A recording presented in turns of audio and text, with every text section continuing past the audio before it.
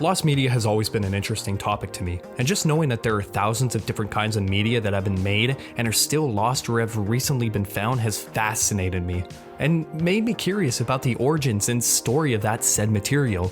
So in today's video, I want to talk about a few different cases of lost media that have been trending on the internet for quite some time now, ones that have recently been found, and lost media cases that I find pretty interesting. Our first case comes from the quiz game show Jeopardy! And an episode that aired in 2003 that featured a wide variety of different Nickelodeon characters. Jeopardy! Is an American game show that has been on TV for years now, and has over 9,000 episodes across 40 seasons. In January of 2003, Jeopardy! Would host a week of episodes titled Jeopardy's Back to School Week that featured contestants aged 10 to 12 years old, as questions would include kids' pop culture, featuring video games, celebrities, and television series. On January 9th, an episode premiered which is notable for its inclusion of a category during the Double Jeopardy round featuring various Nickelodeon franchises such as Blue's Clues, Rugrats, and Rocket Power. Included in the category is a clue that featured SpongeBob SquarePants, who also introduced the category itself, featuring original animation and voice acting by Tom Kenny. How silly. After the Holiday Kids Week episodes aired, it shortly fell into obscurity. The episode that aired on January 9th attracted people's attention specifically due to the Nickelodeon category and the appearance of SpongeBob. The first portion of footage from this episode to appear online is in a YouTube video uploaded by showing the Blue's Clues themed answer for the Nick category. The video was uploaded back in 2018. However, the video did not include the SpongeBob clues and animation in it, which caused people to go out and search for it. However, on July 5th of 2004, Internet Archive user Sam Bonzi uploaded the episode in its entirety to the website, which confirmed the existence of the animation segment. And finally, hello, I'm SpongeBob SquarePants, and a category all about Nickelodeon. pay attention. Ahoy! I'm SpongeBob SquarePants! My pet snail Gary and I live in one of these tropical fruits in Bikini Bottom. Patrick? What is a pineapple? That's it. Our next piece of lost media comes from Food Fight and the lost build of the cancelled video game based off of the CGI animated film. The movie Food Fight is said by many to be the worst animated feature film of all time, with a 1.3 out of 10 rating on IMDb and 11% on Rotten Tomatoes. The film itself was released in 2012, however the film went through production hell for over a decade. As the film was originally going to be released for Christmas of 2003, it failed to materialize, and the date was pushed to 2005. Once again, it was pushed to 2007, then 2011, and then finally 2012 when it was finally released as a direct-to-DVD film. Wow, that's really depressing. During the mid-2000s when the film was in production, marketing material was being made for this film, one of which was a tie-in game for the PS2, GameCube, and Game Boy Advanced. Later, the Wii and DS. The game itself was being developed by Cat Daddy Games and originally intended to be released sometime in 2006. However, the date shifted to 2007, before the game was ultimately cancelled sometime in 2008. The game would have featured 26 stages split between platforming and flying levels, and most of the film's cast were said to be reprising their respective characters.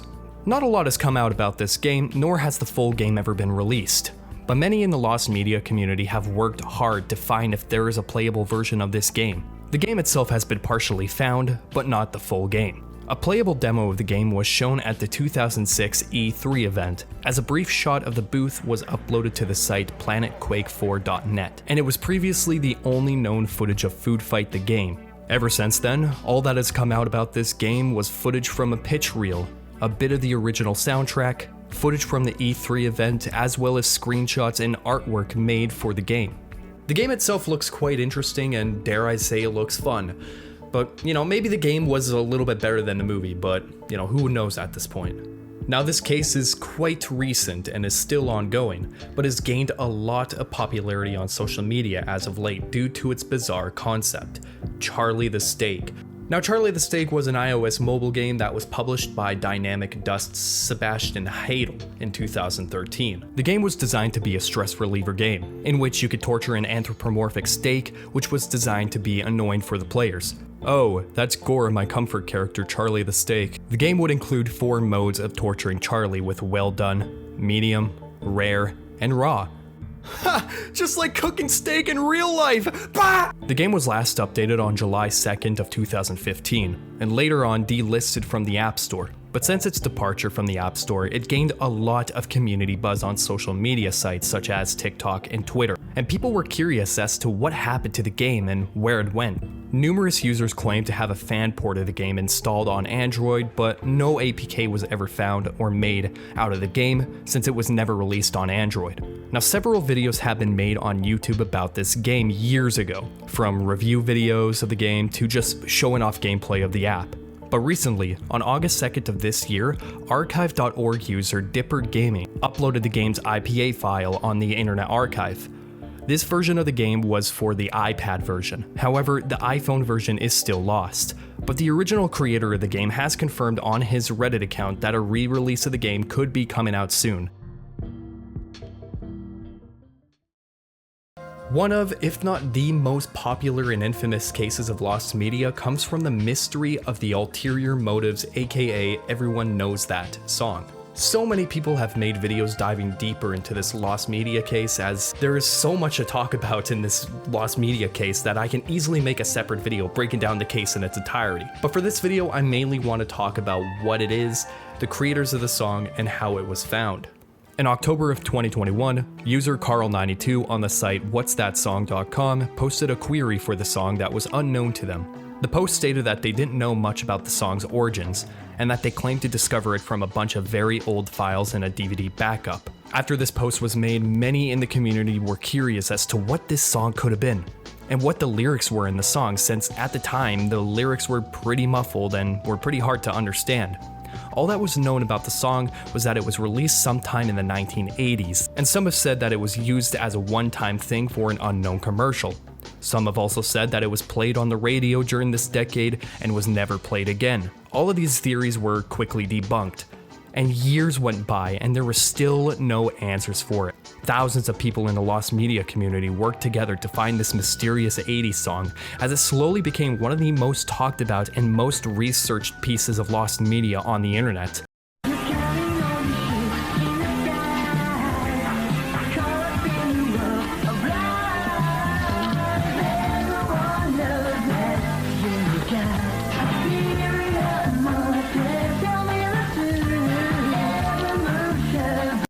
However, on April 28th of 2024, we finally got the answer we've all been searching for, but it's honestly not what you think it would be.